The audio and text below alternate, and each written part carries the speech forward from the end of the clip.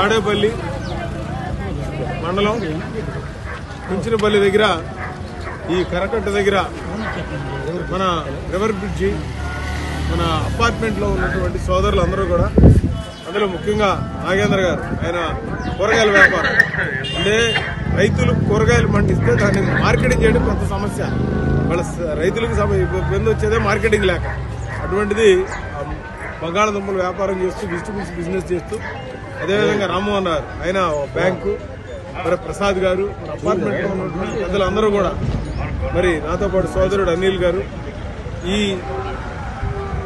తిరుమల దేవస్థానం యొక్క అన్నదాన కార్యక్రమానికి ప్రతి వారం లేదా ప్రతి నెల ఏ రోజు దొరికితే ఆ రోజున కొంతమంది భక్తులు పోగయ్యి ఆ కూరగాయలు కొని పంట కూడా ఎక్కడ మార్కెట్లో కాకుండా రైతుల దగ్గరికి వెళ్ళి డైరెక్ట్గా కొనడం జరుగుతుంది.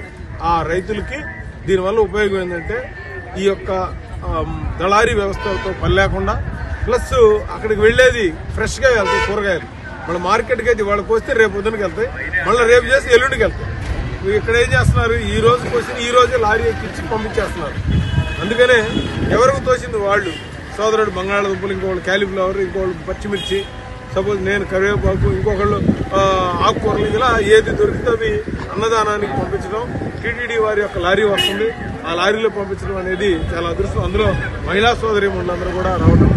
మరి మొన్న మరి దేవస్థానం వైకుంఠ ఉత్తర ద్వార దర్శనానికి వచ్చినప్పుడు పాపం అక్కడ భక్తులు తొక్కిస్తున్నట్టు చనిపోయారు. వారి ఆత్మకు కూడా శాంతి చేకూరాలని మేమందరం కూడా కోరుకోవడం జరిగింది. నేను అందరికీ కూడా ఒకటే మనవి చేస్తా ఉన్నాను, ఈ రోజున మన భారతదేశం సంస్కృతి సంప్రదాయాలకి ఆధ్యాత్మిక చింతనకి పుట్టునిల్లు.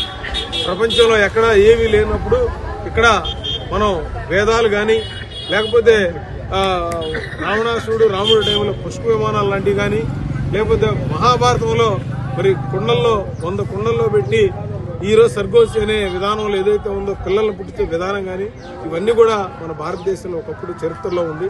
అటువంటి మన భారతదేశ చరిత్రని ఈ ఆధ్యాత్మిక చింతనకు లింక్ చేసి మరి మనిషికి కోరికను అదుపుగా చేసుకున్నట్లయితే ఎంతో ప్రశాంతంగా సక్సెస్ఫుల్గా ఉంటుంది.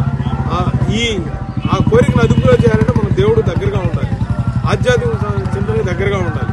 మనం ఈ సంసార జీవితంలో భార్య, పిల్లలు, లేకపోతే మిగతా బాధ్యతలు అన్నీ ఉంటాయి.